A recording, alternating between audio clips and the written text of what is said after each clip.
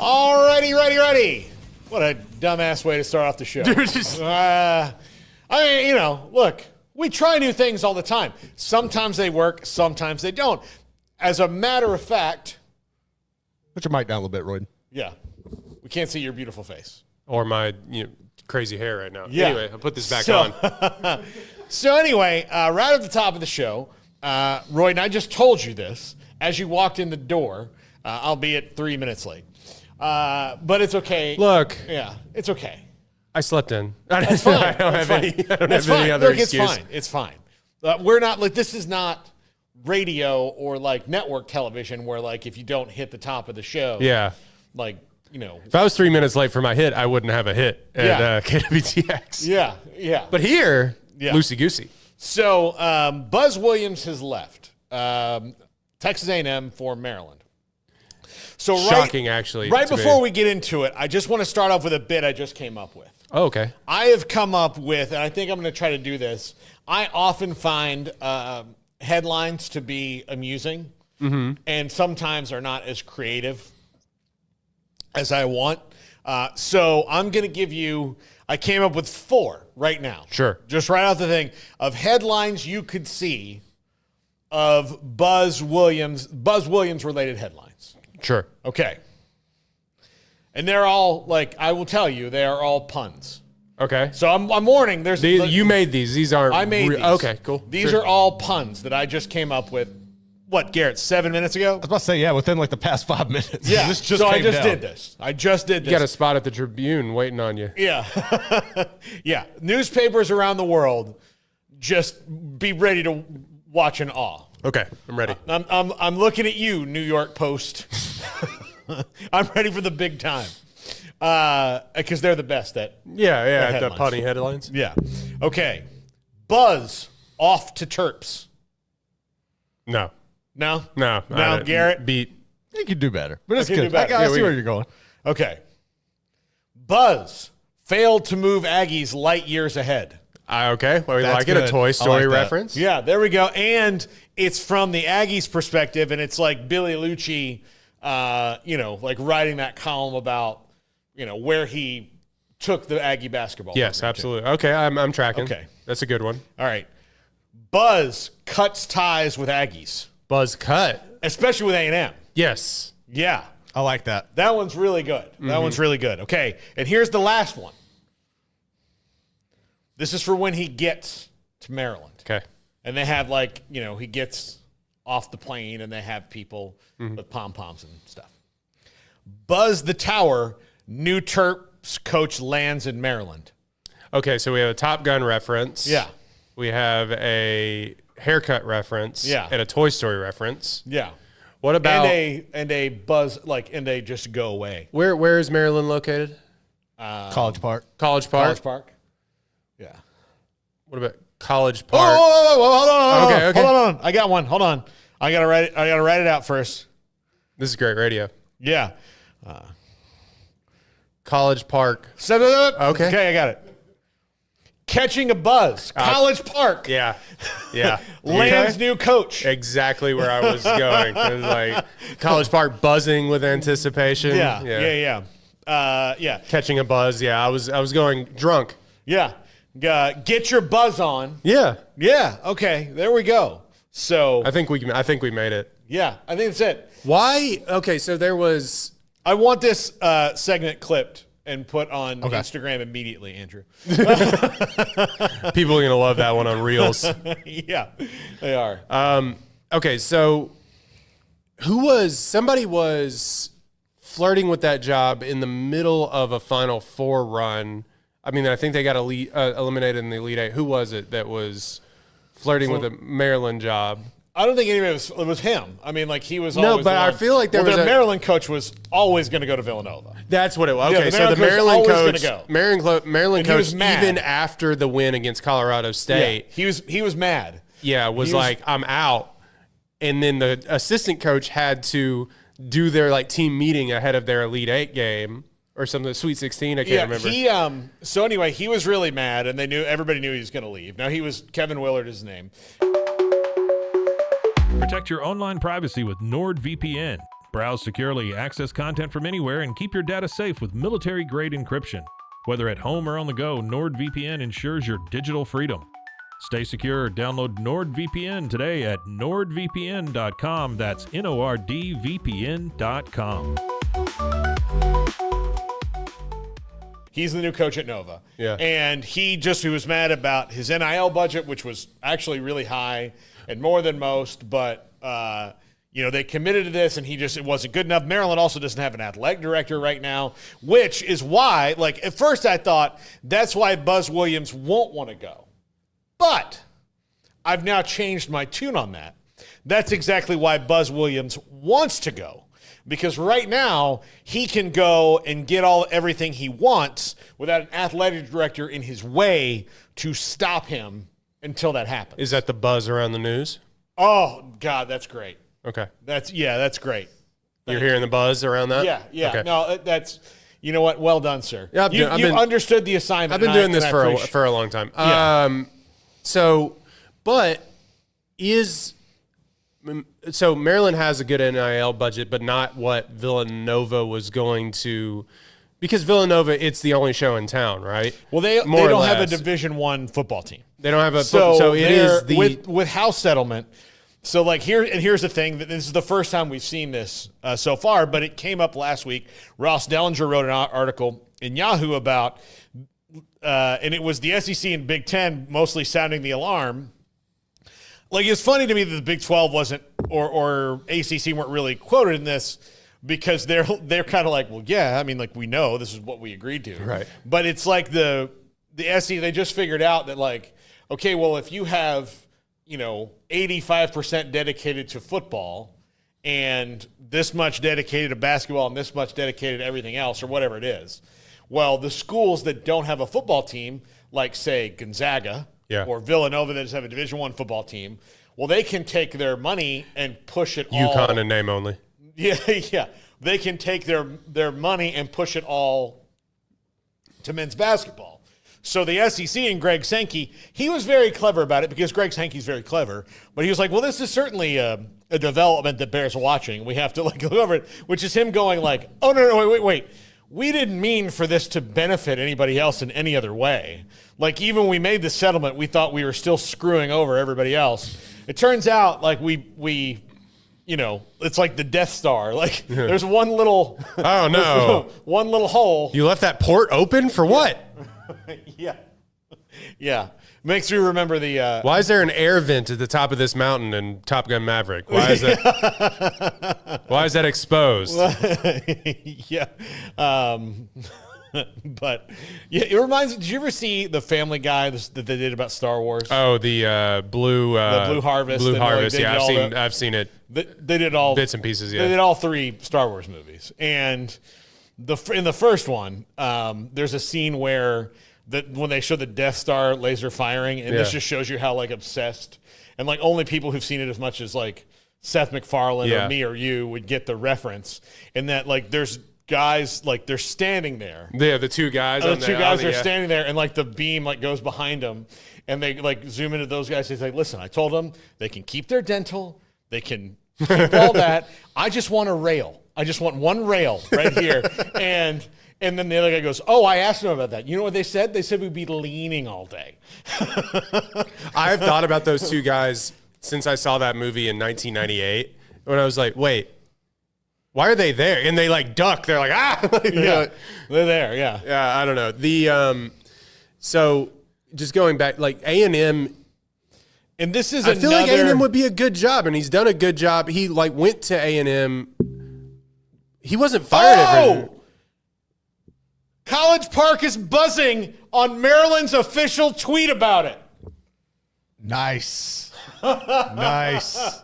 Sorry, my fellow Americans. I did not mean to interrupt, Groyden, but congratulations. We have a winner. It was the lamest one. Yeah, no, hey, look. I never said that these were revolutionary. But they went. I never said that these, but. By the way, they did it a minute ago. There's a chance that they were watching. They better have been. This show. We did it 10 minutes ago. Need a little reparations for that. Yeah, we need a little kickback. That's incredible. Wait, was that Maryland's official tweet? This is their official tweet. Incredible. College Park is buzzing. Maryland welcomes Buzz Williams as his new head coach. Yeah. Hey.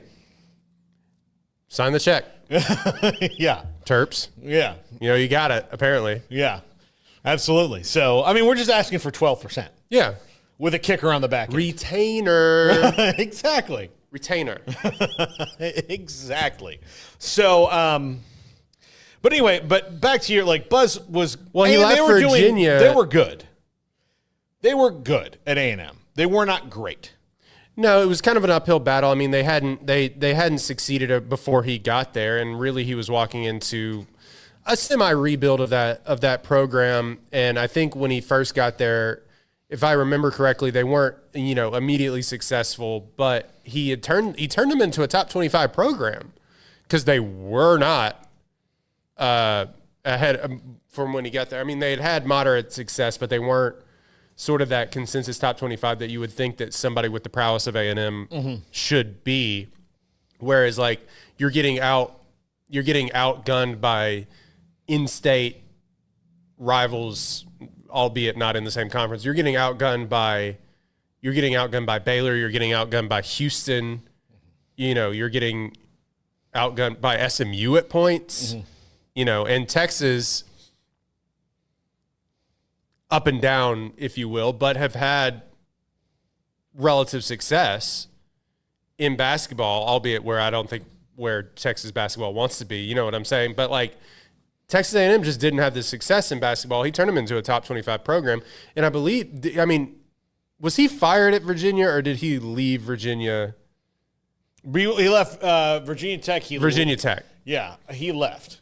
He left because he went to he A&M. had ties to Texas A&M. He's from Texas. Yeah, he's from Texas. Yeah. So it just feels like, does it feel like a lateral move to you? I think it is a step up because Maryland is a basketball school, and all basketball coaches want to be at basketball schools. True.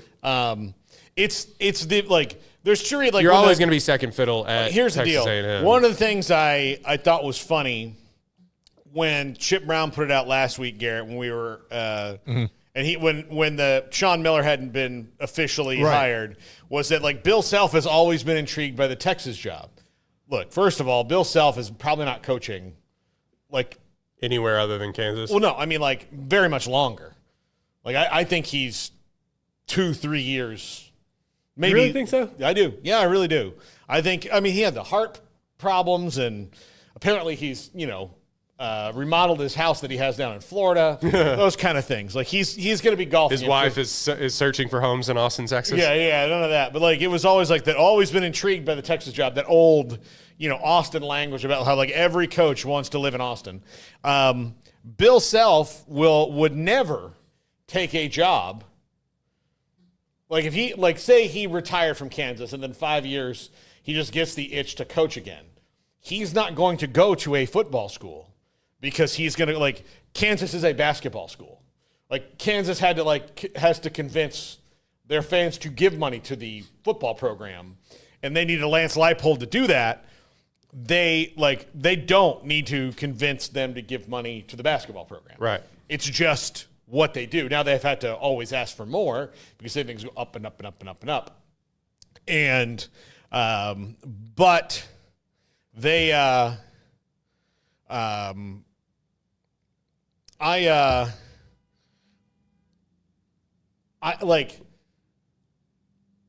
I think he wants to be at a basketball school. Maryland is a basketball school. They're not a football school as much as they may want to be. They had a Tagovailoa. Yeah. Look, crab cakes in football refers to the Ravens, not the. Not what Maryland does. Yeah. That's the Ravens, not right. And the fact that I guess the Commanders are there right now too. Are they in Landover? Yeah. For now, they are in Maryland. Yeah. Although I would not be bragging about that team since they moved to Maryland. All their good history is in D.C. It is. Yeah. It's actually in, which is I think where they're going to go back to. I think they're going to revitalize RFK. Yeah, I think they're going to. I hope they're going to spruce that up. Wait, are they not in Virginia? Their offices are in Virginia. Yeah. Okay. The stadium is in Landover, Maryland. Yeah. Okay. Yeah. So, And here's the thing about that area. It's all the same. Pretty much. It's all one big city. Yeah. It's not like, I wonder if you like cross the border and like the crab cakes get more disgusting and like the other way, like whatever you get is like better. I have like, a friend that kind of grew up in that area. He'd probably tell you that like the crab on this side is different than. Well, yeah, because it's got to go across the border in a truck. It's Yeah. not like right out of the Chesapeake Bay. Yeah. You know. Yeah. No, I get it. I get you. You know, the best crab cake I've ever had was at the Baltimore airport. So on the way, They got a point. I got a layover after Providence coming back. I can't believe you trusted a crab cake at an airport. In Providence, in Baltimore, I did. Oof. I mean, like, look, here's the thing. The hot Yeah, chicken. I got this sushi at this gas station. The hot chicken at like the airport in Nashville is better than the hot chicken you're going to hear. Now, like if I was getting hot chicken in Baltimore, then I'm stupid. But crab cake, I mean, like they had, and it was like Trulux or like one of the famous like Phillips companies. or whatever. What? Like Phillips? I think it's Phillips. Phillips. That's Yeah, it was Phillips. Thank you. Phillips. It was Phillips. And so like they have a reputation. The last thing they want is like, hey, I was in the Baltimore airport and I had this crab cake and it tasted like, I'm just more worried about getting at the 30,000 feet and having trouble. All of a sudden, you are in the bathroom because you decided to trust a crab cake from an airport. Yeah, exactly. Well, yeah, no, it was fine. It was fine. It was delicious. Look, the best Cuban sandwich I'd had until like I actually spent time in Miami was at Miami International Airport. It was unbelievable. And like an actual Cuban guy made it, so he was like, "Look, this is for this for la ciudad, right?" Like he's like, I'm not gonna misrepresent just because I had this crappy job at an airport. Like la cultura, yeah. I'm gonna get it right. So, what do you think about I mean, you're from the area, but you grew up with the Boston Red Sox. But what do you think about the Rays? Just straight up. I mean, I guess they're paying the Yankees for their state. They're just renting it, yeah. Yeah, they're just playing in that minor league stadium because they I'm sure just Major League Baseball's helping out with it. Yeah, they just didn't put a roof back on their stadium Well, it's because way it was worse wrecked. than that. Yeah, it's way worse than that. That stadium was a piece of crap with a roof. You know what's funny is that you're now seeing full Tampa Bay Rays baseball games. Yeah, they're like sold out. Yeah, because it's crazy what you can do with only 10,000 fans. Yeah, and most of the fans in Tampa are Yankees fans anyway. Always have been. It's Yankee City. Like I feel like most of the fans in Florida are fans of other teams for baseball, for sure. Yeah, for baseball, for sure, because they all moved down from somewhere else. And so, like, then all of a sudden, Major League Baseball like gave them two teams. They're like, "This is your favorite team now," and they're like, if they're good. Miami accidentally wins 2 World Series. Like, Yeah. No, I have never, ever in my life met a dyed-in-the-wool Marlins fan. Oh, really? Never. And it's like the Marlins do nothing to try to rope in fans right now. Like, what was the biggest thing they did? They let Derek Jeter run the team for a little while. He's not even a Marlin. Like that. Yeah. No. They removed that monolith from the outfield. And the Rays made this deal with the city of St. Petersburg that the city of St. Petersburg just kept it was a bad deal because they kept just opting into it. And they were like, well, we'd like to build a new stadium like in Tampa with a retractable roof down in the Bay. And they're like, opting in again. Suck it, Rays. You're going to be here until you die. And then now the hurricane hits and they're probably going to have to sell the team. And I would assume that the idea, I'm going to tell you in 5 years, if the Rays are still in the Bay Area in Tampa, I'll be shocked. I think they're going to be in Nashville or Charlotte or Portland, Oregon, or somewhere. Montreal. Montreal. They always flirt with that, but it's probably Nashville. I don't think Montreal's going to happen. I don't think it's going to happen, but yeah. It's probably Nashville. But it's probably it's not like Nashville and Charlotte to me are the ones who are going to get out there and as soon as they go to market, you're going to see groups from both those cities be like, well, it's time to bring them here. Yeah, the idea that you could house and I've always liked the Rays as sort of a concept of what they do with no money. They're like the A's if the A's were good, and the idea of what they do. I know this is a basketball football podcast, but the idea of what they've been able to do with no money and the sustained success that they've had is just baffling. But like the idea that you're going to base a team, as somebody that's been down to Tampa several times now to cover sports, St. Petersburg is so far from Tampa. It's like it ends up being like, we're going to call you the Houston Astros, but we're going to put you in Katy, Texas. What? Yeah. It's so far. Yeah. It's and the fact that you could think that you could sustain a fan base basing your thing in St. Petersburg is wild. Anyway, sorry. No. I just saw that the other day. No. I sent a text to David Nuno from Texags to see if he could give me any idea on who they would even be thinking about. Yeah. Because I really don't know. Like, I'm not sure, like, who has contact. Like, there's always someone out there that you're like, oh, they'll call this guy. And Mark then Few. Yeah. I have a cousin who asked me about that the other day, and I was like, look, he's made in the shade. He's made in the shade. Like, and he's got 5 years or so left before he. I think a lot of these old school, like, these coaches that have won at the high, granted, Mark Feud, they haven't won a championship, but these coaches that have had this success before all of this transfer portal stuff has hit. I mean, that's why you saw Williams, or not Williams, Jay Wright. Yeah. Just call it quits. He's just like, I'm out.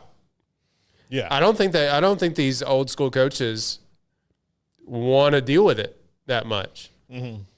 And I think you're right in saying that, like, some of these tenured coaches, which would probably be the better word, we'll just see more and more of them just, like, if they don't have the kind of success that they're accustomed to having, peace.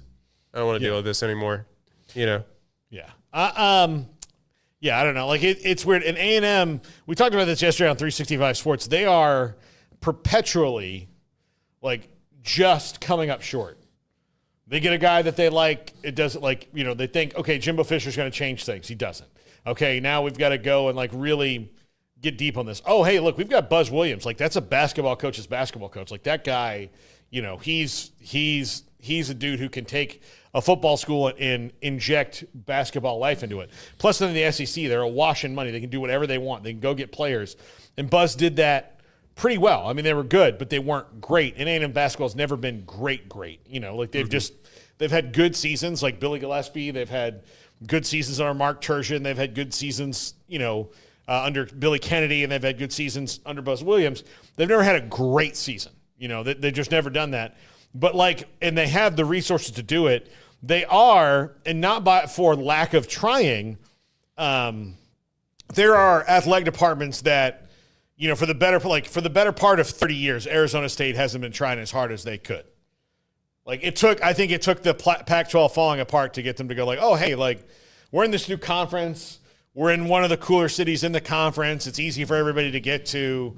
We've got this, you know, really attractive campus. The school's better than its reputation was for a long time as, like, a safety school. It's gotten way better than that.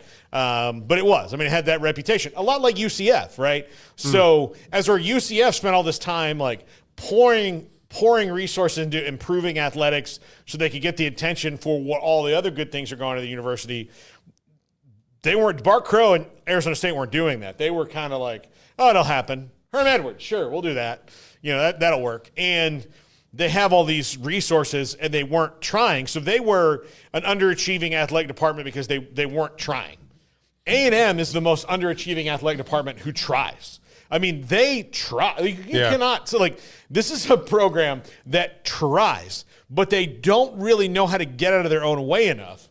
And then, you know, look, you have, like, an example in basketball right now. You were ahead of Texas in basketball. You're not going to be now with Sean Miller going there, you know, unless you can counter that higher. You were ahead of them for a little bit. Now you're behind again. Who's the Ole Miss coach that was at Texas? What? Who's the Ole Miss coach that was at Texas? Pierce Beard. You think they'll? I mean, I think they throw some money at Beard as a little FU to Texas. Probably not, but like no, I don't think it's worth it. I don't think it's worth it. I mean, if they do, fine, whatever. I just don't think he's a very good guy. I think that's going to cause more problems than it's worth. and maybe like this is Schlossnagel revenge, but because of that, and the thing is they're trying. The thing is they can't get out of their own way because they're so obsessed with one of the 15 schools they have to compete with every year. One of them. They're not obsessed with Alabama. They're not obsessed with Georgia. They're not obsessed with Tennessee. They're not obsessed with Ole Miss. They're not obsessed with Florida. They're not obsessed with Oklahoma, who they were in the same league with for 20 years. They're not obsessed with them. They're obsessed with Texas. Obsessed. And until that gets worked out in their organizational psyche, this is going to keep happening. But it would take winning. It would take beating them handedly in everything for years for that to work itself out. Or you just focus on the whole. Like you just focus on everything. Well, that takes therapy, and we all know that it's tough for Texas men to work on themselves. Yeah, it is. It's true. But that's the thing that they keep falling behind in. And look, and Texas absolutely last year took advantage of it. Absolutely last year took advantage of it when they hired Jim Schlossnagel. I mean, they knew. Chris Del Conte knew that not only would throwing their weight around a little bit. This has shockwaves through the whole athletic department because then it ratchets up the rivalry even more. And it's already irrational hate on both sides anyway. Both sides. The thing is that Texas is better at pointing their ire in multiple directions. They don't like A&M at all. They also hate Oklahoma. But they also know that hey, if we're going to be, and this is mostly now because I think of Chris Del Conte has put them in that direction. If we're going to be, and they didn't, and look, Texas is guilty of this as much as any school, but the schools in Texas particularly really were more concerned about beating each other than being the best overall. And that's why Florida State, Florida, and Miami in the 90s were so dominant because they did care a lot about beating each other. They really, those rivalries were big, but their goals were not only that, but we're going to beat Notre Dame, and we're going to beat Nebraska, and we're going to beat, and we're going to beat Alabama and Georgia and whoever comes in our way. That's who we want to beat. If we're going to play Michigan, we're going to beat Michigan. We're going to beat Ohio State. Florida always had the SEC thing. So that kind of maybe helped them because the SEC has a better culture when it comes to that. But Miami and FSU were independents before they joined conferences. So they never really had to worry about they never had that. The built-in rivalry was just with the state schools and not this whole state thing of we have to be the best here. The Southwest Conference thing has bled so much over into the future iterations of schools in Texas, but particularly A&M and Texas, to where for a long time they just cared so much about beating each other. And you're yeah, but this is why you're in your best years 9th in the country and you're not winning national titles. And everybody thought the Southwest Conference was a joke and you had to move into the Big 12 was because you only cared about you, where everybody else, the Big 10, the SEC, the ACC, the major independents, the PAC, they cared about okay, I want to beat my rival, but I want to beat everybody.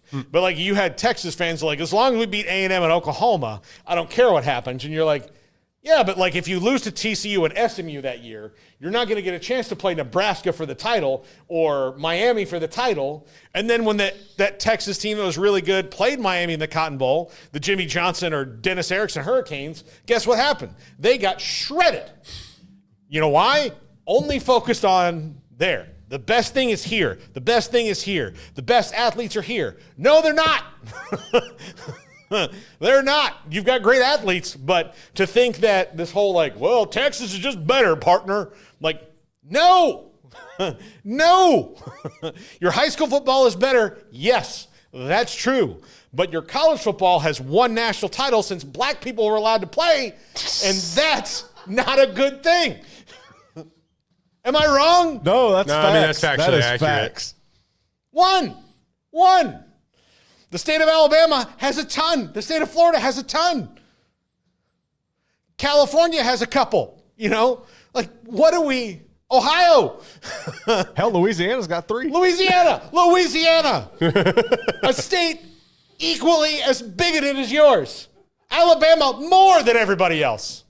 More. It's the Shane Gillis bit of, wait, the high school football team's 7-0? Yeah. I don't know.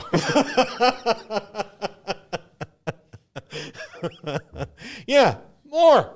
That's like, it's ridiculous. This set me off on a rant. I'm about to go off on another one, Royden, after the break. I'm ready for it. Can I throw a name at you? Yeah. Ryan Ditcher at San Diego State.